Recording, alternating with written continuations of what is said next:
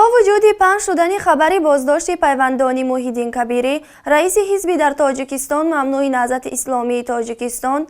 در رسانه‌های داخلی و خارجی و اعتراضی فعالان و کاربران شبکه‌های اجتماعی و سازمان‌های بین الملل مقامات تاجیکستان در شبکه‌های اجتماعی چند ثبت ویدیویی را پخش کردند که در آن گویا پیوندان رئیس ḵNIT از او دعوت بازگشت به وطن می‌کنند. این در حال است که بعد بازداشت پیوندان کبیری با شمول پدر 95 ساله و عمه 74 سالش و بردن آنها به سمت نامعلوم، کارشناسان تخمین زده بودند که هدف از بازداشت ثبت ویدیوی آنهاست. سازمان خانه آزادی معروف به فریدم هاوس هم در امریکا مستقر است و حکومتداران تاجیکستان خواسته بود تعقیب و فشار پیوندان و نزدیکان مخالفین را قطع کنند. نشر نوارها در شبکه‌های اجتماعی در حال اعتراض کاربران را برانگیخت که اسکر فشار به موی سفید 95 ساله و ثبت مجبوری او را ظلم، شرمندگی و بیناموسی مقامات کشور نامیدند. قسمی از کاربران شبکه‌ها نوشتند حتی در سال 37 عصر گذشته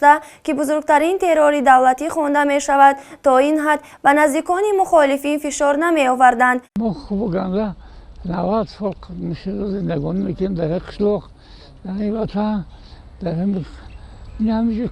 یکم زلال و یکم گپ زیوتی ای دستمون آمده، یکم مسلمان آخه ما نمیدونم که نیت بگه که همیشه ما زیان آوردی یکی تمام خیلی بدی چوکا دیگه گپ زیوتی گم میزنی نزن برای عودی یمه باشه آخه یمه باشه برای عودی وطن بکوش یاردم شو آخه همین راه بر یک میادم میکنم خدا راه بر رو تحت حساب بطور جوان دادم همین مملکتمون رو آرام و تنج و همین آرام بگردیم بین تمردمون دیگه هیچ مقصد نداریم. همین توی خیلی آدم من هیچ باوری ندارم اون تیم که بزرگی گفتنی